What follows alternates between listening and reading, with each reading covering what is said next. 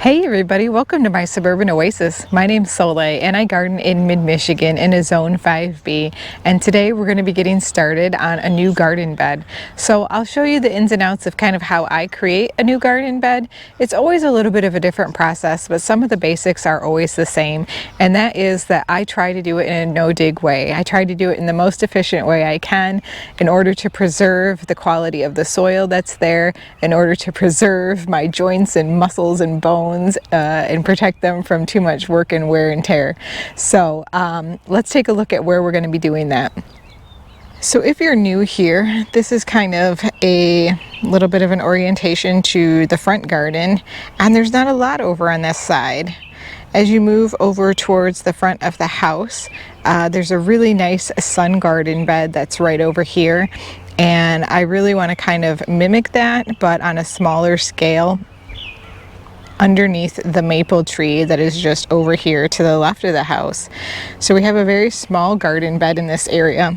It's probably about 5 feet in diameter, and so it's just big enough to be able to provide the ability to add in some small perennials. But what I want to do is to be able to add a little bit of additional height in this area to the right, and that means I need some room for some shrubs and such. So what we have done is we have actually gotten some rocks, and we're going to show you the process from start to finish. And again, I'm going to do this as a no-dig style, and just as a brief overview of the process, what we're going to do here is we're going to take these rocks, we're going to kind of open them up so that we don't have the closure on this side. We're going to take them from the widest part of the bed, and then we're going to kind of ease them out. And I want it to go back in that direction a little bit more away from the house. And I've kind of walked this out. I've used some paces of my feet to be able to, kind of measure out how far I want to go. It's not an exact science for me. I haven't measured all of the rocks that I have and how far I'm going to go and that kind of thing. But the exciting thing is we actually have the drone available today, so we're going to be able to take some footage from that to be able to show you kind of how this layout will actually change what the front garden looks like. And I'm pretty excited about this. I think this is probably the final garden bed that I'm going to add. It might get a little bigger than what we do today eventually, but this is just to start and kind of fill this area out so that we have a little more interest. After we open up that garden bed and make it so that it's no longer a closed system, we're going to add these rocks. So we're going to put these into the gorilla cart, which is very strong and can take the weight of these, and we're going to put them over in the area that I'm in, and I'm just going to hand space the rocks. And once that's done, I'm going to have my husband come through with a string trimmer, and he is going to cut the grass down to a very, very short a length, as short as we can make it be. And then on top of that, we are going to use some paper bags that we get from the grocery store, lay those down, wet them, and add this mulch on top. So that's the general overview of the process and how it's going to work, but we're going to show you it in action. So let's get started. Okay, so these rocks are some of them about the size of my head, some of them a little bit bigger, but I like to have them around the same size. It helps with just the continuity of the garden beds. So I had my husband and my son get these from a farmer, and the way that I found them was by going onto Facebook Marketplace. I find that Facebook Marketplace is a really good resource for looking for garden supplies at a much lower cost than what you can actually get if you go to a landscape supplier. Typically, they're sold by weight or poundage or ton, and so it can become rather expensive pretty quickly. So these we actually picked up for 25 cents each, which is a pretty good price. And then I told my son for everyone that he picked up, I would pay him 25 cents. So it ended up doubling my cost, but I think I still ended up paying about $26 for all of these because I owed my son $13. So he made a little bit of spending cash, and we had a lot of fun with getting these out of the truck. And I'm just excited to put them into use throughout the garden bed now.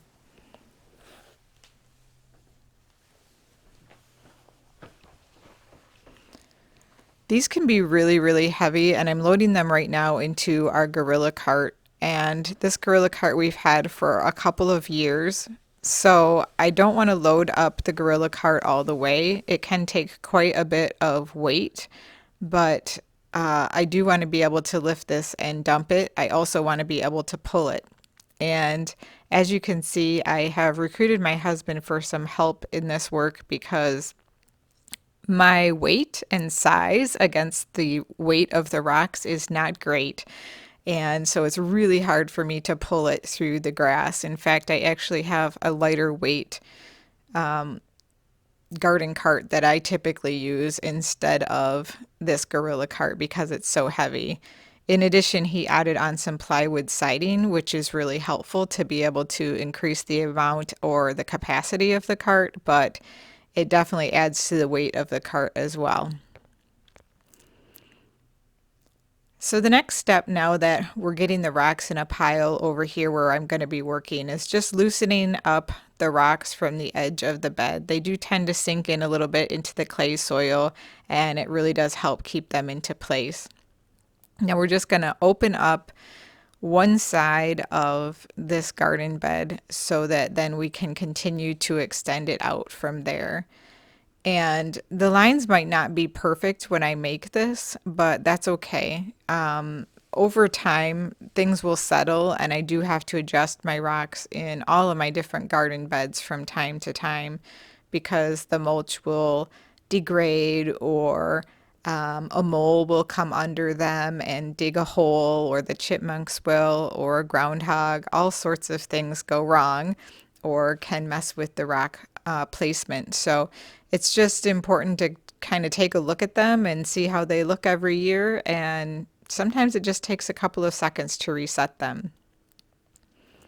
Now, I am not a very good garden planner, so I did not stand out here and measure the length of this or the width of this. I typically just go by visual cues. And today we'll also have a nice visual cue because my husband did finish his pilot, and we do have our Ruko drone up and running, and it is the F11GIM2. It's a nice drone. We are enjoying using it, but he did have to get a pilot license, which required some studying and an actual test and an FAA number and all of that. So it was quite a process. And so we'll be able to show you this from the top down so you can get a sense of the visual. But really, I just stand at the end and I look at the lines and I see if I like them the way that they are. One of the cool things about using the drone in this video was I was actually able to better identify a place in the other front garden bed that the line can be adjusted a little bit better, and I will be taking care of that as well this year.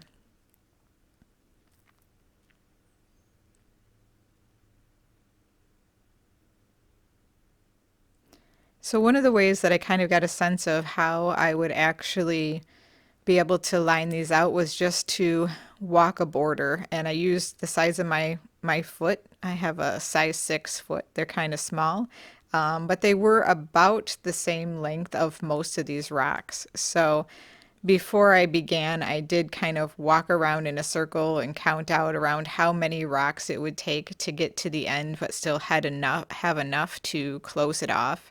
And that seems to be working out well so far. I may have a few extra rocks left over, but you can never have too many rocks in a garden. And I'm always finding new spots to use them in. So I just love the way that this is coming out so far.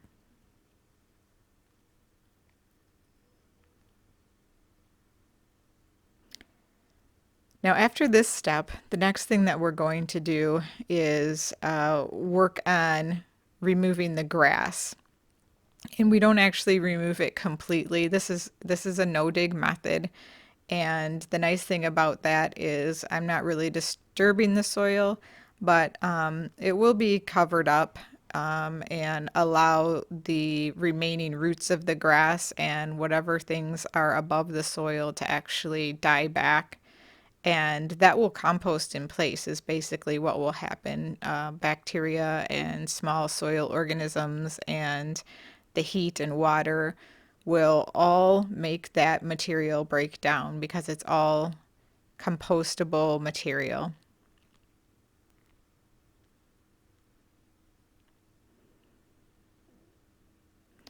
All in all, this project probably will have taken us about an hour to complete, which I think is not very much considering what a big impact it will have on the overall front garden space. I just think it's going to look a whole lot better. And now that the tree has been removed from the neighbor's property, I think you can see that stump over to the left of the tree that we currently have. And that stump is going to remain there. They're not having it ground out or anything, but the tree pretty much was dead. So it's nice to have that out of there, but we're definitely missing any weight or structure in this area of the garden now. I do believe they're going to plant like a nice ornamental crabapple or something in place of it, and we've been talking a little bit with them about what ones might be pretty. They really like my white crabapple, so they might mimic that. But I've given them some other options as well to consider, so we'll see whether they decide to do that or not this year. Now, I won't be able to plant into this garden bed right away. I find that the best time to do this is really in the fall because it gives a chance for all of the material to break down. In other words, all of that leftover root and grass material will have time to break down and decompose over the winter time. And that way, in the spring, you're able to directly plant into it. With the way that I'm doing it right now, it may take a few months. So here's a shot from the drone. I think it's pretty cool. You can see that round circle of the tree stump that's next to where I'm at. But you can see how it's starting to come together as I'm lining these rocks up. And I do want to make sure as I'm placing these rocks that they're touching each other. This really helps with ensuring that the mulch stays within the bed. It also helps ensure that the weeds and the grass does not grow into the bed. So I'd say that this bed overall is about 5 feet wide. I would have preferred it maybe to be about 6 feet wide, but that's just not happening right now. That might actually happen, next year after I establish this or something. Sometimes I do widen beds slightly just to provide a little bit of extra room in them over time. And I utilize the space that my husband creates using the edger in front of the rocks to move them forward just a couple inches, and then he has to come back through with his edger.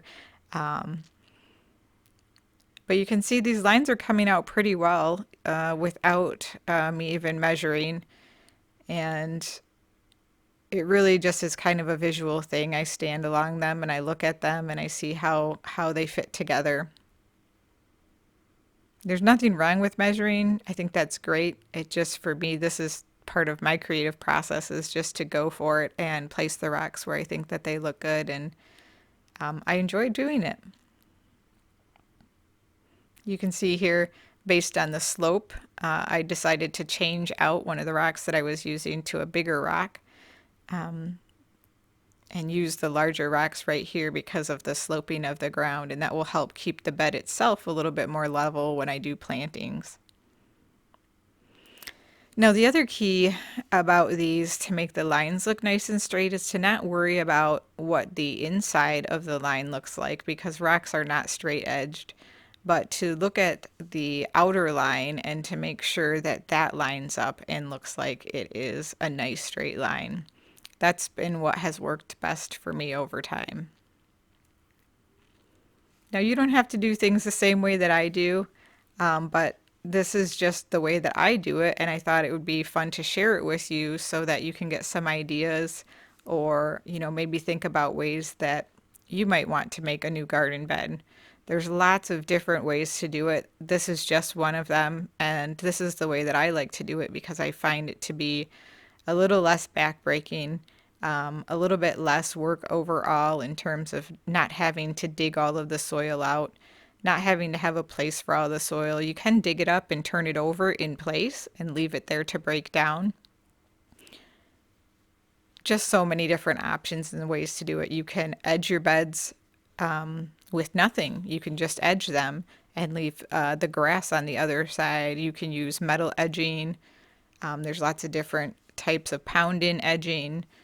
But I find that these rocks hold the mulch in place really well. And I just like the look of them. I really love stone in the garden. I think that plants look great next to it.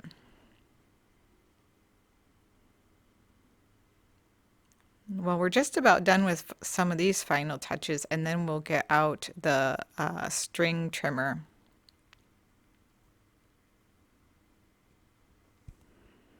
What I noticed was that this line at the end was looking a little too straight, and so I wanted to make sure that it was looking curved enough for me.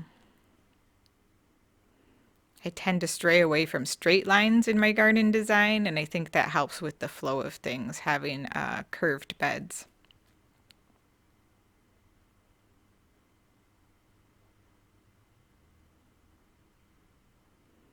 You probably can't tell on this video right now, but there are mosquitoes everywhere and they are biting and trying to get at me despite having used a lot of mosquito spray. This was very itchy work.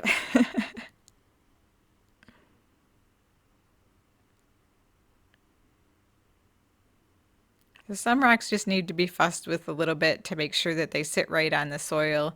And sometimes you need to pack a little bit of material behind them to get them to sit up correctly. And here comes my husband with the string trimmer, and you'll see he's just being brutal with it. He's leaning right into that grass, cutting it down till you can actually see bare soil. And you can do this with a lawnmower if you want to, if you're not using rocks. There's any number of different ways that you can clean this up, and it's actually not an absolutely necessary step. You can leave the grass the way that it is, cover it up, and make sure that you have plenty of mulch on top so it doesn't grow through. But again, this is the way that I find to be most helpful. In addition, it provides some more mulching material that we can throw in there that will break down. So that's a really nice green. And then when we top it over with some of the grocery bags that we're going to use, that will be brown. And those are the kinds of things that you need in a good compost to be able to complement each other and make sure that it breaks down well. Next step he's doing is he's coming through and he's edging the inside of the rocks. That really helps to avoid the grass coming up in those spaces. And once he's done with the inside here, you'll see that he'll actually move to the outside and edge around the outside as well. And one of the questions I get a lot from people is about how I keep the grass out of the rocks and keep it from growing in between the rocks and into the garden beds. So one thing I will say is that we do not have grass that forms really strong rhizomes, so it doesn't grow under the rocks. Mostly is like clumping type growth grass that just grows by seed and that kind of thing. So it's not problematic that way. But we do definitely have to use the string trimmer regularly. And I think my husband uses it probably every other time that he mows the lawn. In the beginning of the season, he has to use it pretty much every time because the grass is growing so quickly and so thickly, and it's so healthy that and strong that we need to keep it back from the stone border. So that is definitely a key to keeping it out. I do sometimes find it coming up against it. I just pull a rock back and we'll pull the grass out, and it pulls pretty easily. But I think this is a great opportunity for people to see what his technique is for that, because again, I get asked that question all of the time. Now here I'm just using some grocery bags. You could use cardboard, you could use any type of paper, you could use compost, you could just put bark on top. Any type of compostable material is good, but you do have to put it on thick. So what these paper bags do is they really block out the light, and it also just covers up the air as well. So some organisms might be harmed slightly in this process because we are blocking out some of the light and the air.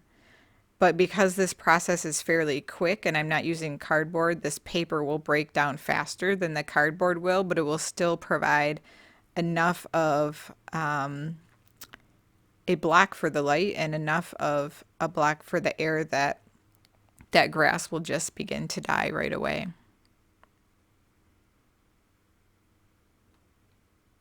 Big pieces of cardboard definitely cover large areas much easier than paper bags, though. They seem a lot bigger than they are until you're using them in a garden bed, and I was sure glad that I had saved as many of them as I did because it took a lot.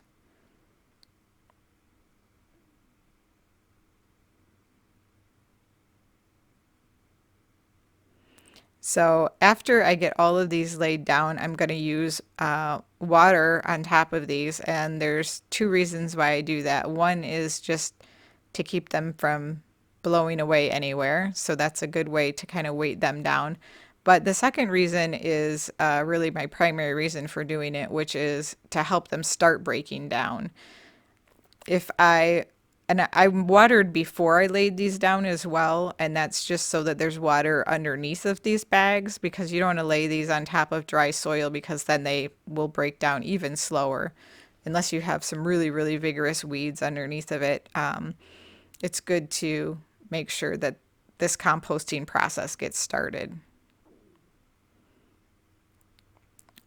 And my husband is just raking up some of the grass that's from around the edge of the bed and going to put that right back into the garden bed to help break down.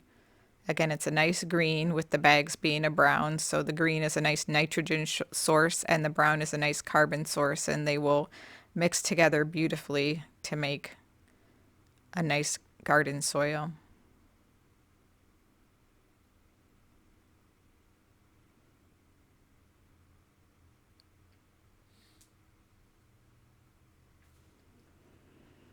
We're going to begin adding mulch on top of this as well. So the next step is to add probably 4 to 6 inches of mulch. And it's important that you use more mulch than you normally would just to mulch in your perennial beds, because this again is going to help to ensure that nothing ends up growing through. We use a double ground hardwood mulch, and this is an espresso brown mulch, and so it's a really dark brown, and it's the same color that we have used throughout the rest of the garden, so it will tie in really nicely.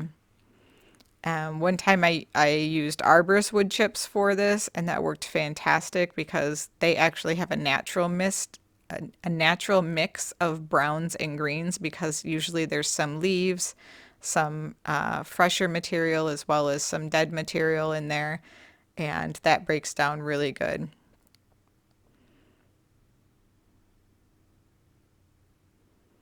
So we're just going to try to spread it as evenly as possible on here. I know there'll be some spots where there's more and some spots where there's less, so just keep an eye on it over the next couple of weeks to see if it's breaking down in certain areas more than others, if I need to add any more. But we'll just let it all kind of settle in.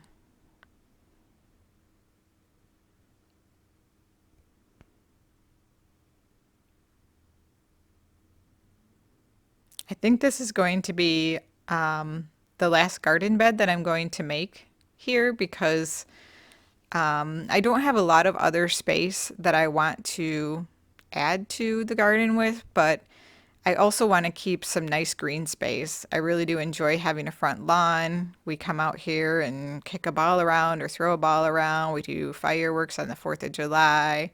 All sorts of reasons to have a nice expanse of some green grass still. I know some people like to replace all of their grass, but I think it looks really nice with the garden. And I feel like we provide a lot of food for the pollinators and the birds.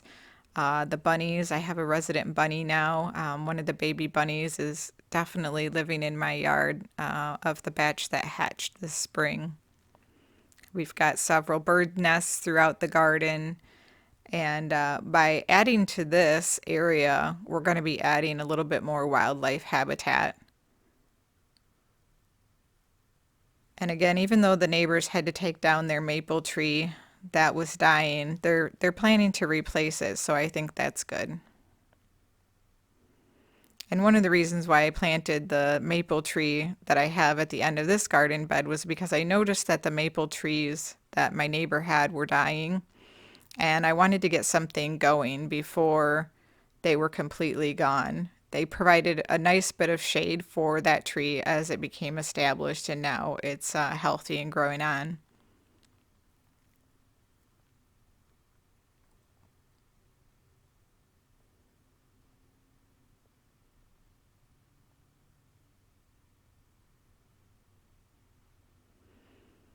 I imagine that there's probably a lot of maple roots that come over from the 2 large maple trees that they have or had that are underneath of this garden bed. So this should all just kind of help with softening that up as well. It will take a really long time for that stump that they have left and the tree roots to compost within the soil, but as it does, we may notice some more mushrooms or fungus coming up, and that's a pretty cool thing too.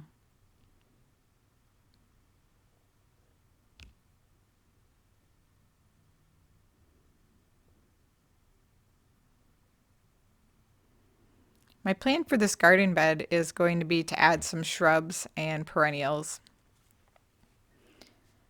If you watch my channel for any length of time, you know I really like to plant things pretty densely and ensure that all the ground is covered. And we're getting there with most of my garden beds, and this will provide me with a fresh space for new ones. I might plant some annuals in this because I definitely could get some in here and still put like some liquid fertilizer on them to ensure they get enough nutrients without being planted deep down into the soil. But at least for the next probably month, I'm going to try to leave it without anything planted in it just so that it can all kind of begin to meld together.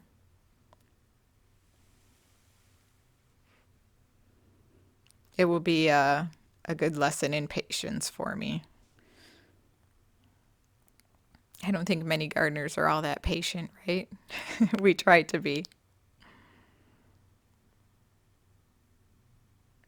So we're going to give you another shot from the drone again so you can get a look at how this is turning out. We just got to finish up some of this mulching first. Well, there we have it. All done, and the lines look great to me. Again, there may be some tweaking needed, but I think it's fantastic.